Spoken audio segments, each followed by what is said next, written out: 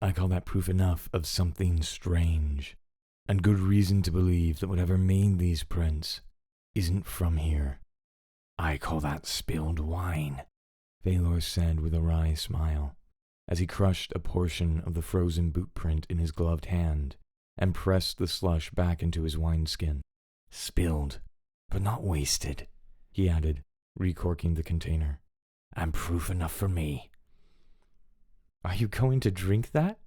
Haman asked, inserting himself back into the tense conversation that he had unwittingly started. Or keep it as evidence? Faylor let out a small chuckle at these words, but did not reply. If that's settled. Morvin started, the severity of his stern look subsiding. He had trusted leveler heads to prevail. For all of Faylor's mistrust and Endrith's tendency to be intense, the mountain elf knew both of them to be decent at their core.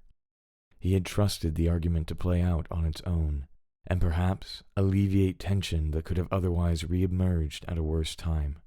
Looking back and forth between Endrith and Faylor, the captain felt that his gamble had paid off. Endrith, are you ready?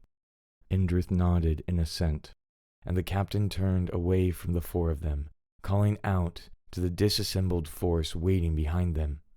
Form up, the mountain elf called in an unnaturally harsh voice, which seemed to echo strangely off the sound-smothering snow that clung to the trees around them.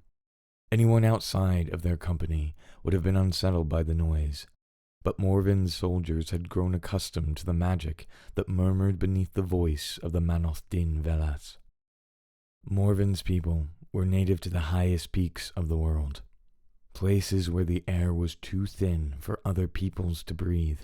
Yet, even at such high heights, they could call out to one another, communicating from mountaintop to mountaintop, with voices that could carry for miles. The 30 soldiers in his band fell into formation with quick and practiced discipline, securing their large packs and steeling themselves for the long march. The time for waiting was over.